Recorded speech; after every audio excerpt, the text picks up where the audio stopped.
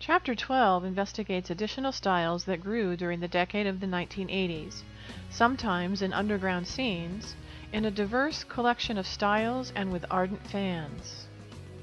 The evolution of hard rock into heavy metal has created one of the most diverse subgenres of rock music. In the 80s, a new wave of British heavy metal emerged, which had its roots in the pioneers of British heavy metal from a previous decade. Bands like Iron Maiden incorporated DIY philosophies, especially on their first self-published album.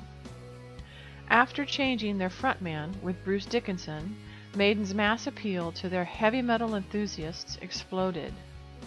Their live shows, complete with animated characters and pyrotechnics, were legendary. The Los Angeles metal scene was more image-conscious, glam, party-based, and contained more flashy costumes than most other styles of heavy metal had. It was also wildly popular on MTV and in record sales. LA-based Van Halen mixed virtuosic musicianship with the captivating presence of their first frontman, David Lee Roth. They would go on to have a series of frontmen, including Sammy Hagar and Gary Cherone, before Roth would reunite with the band again. Other more pop-oriented metal bands to achieve huge success during this time are LA-based Guns N' Roses and New Jersey-based Bon Jovi.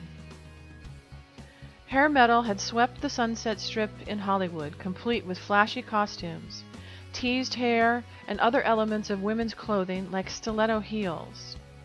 Motley Crue led the way, with Poison, Warrant, and a string of other copycat bands in tow. Later in the decade, groups formed who disregarded the spectacle and glitz of other metal scenes. Speed metal and thrash metal focused on serious themes, elaborate guitar solos, and most importantly, at least in the early days, speed. Motorhead and Metallica led the way, with bands Megadeth, Anthrax, and Slayer following close behind.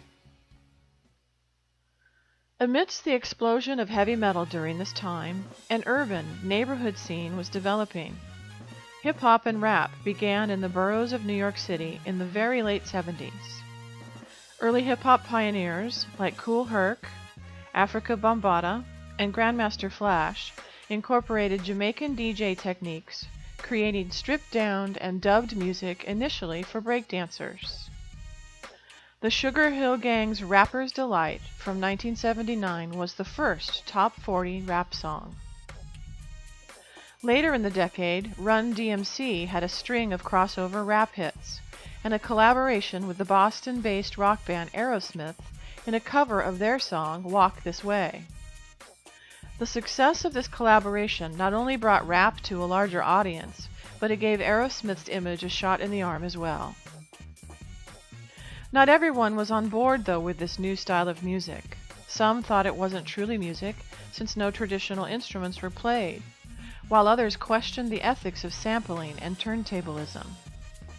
Still others were shocked at the themes and gangsta rap from groups like Public Enemy, NWA, and Ice-T.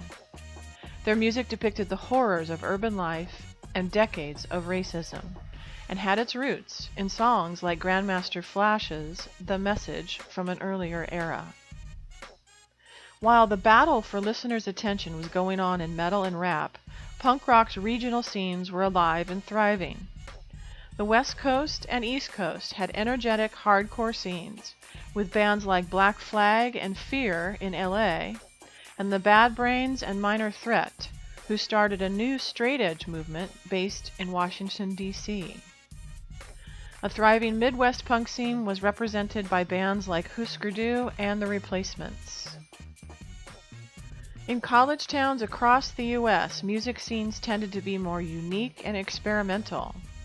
Indie rock is an enormous and varied category encompassing a huge variety of styles and lyrical content.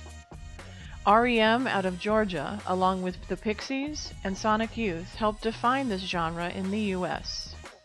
Across the pond, UK indie bands included The Smiths and The Cure.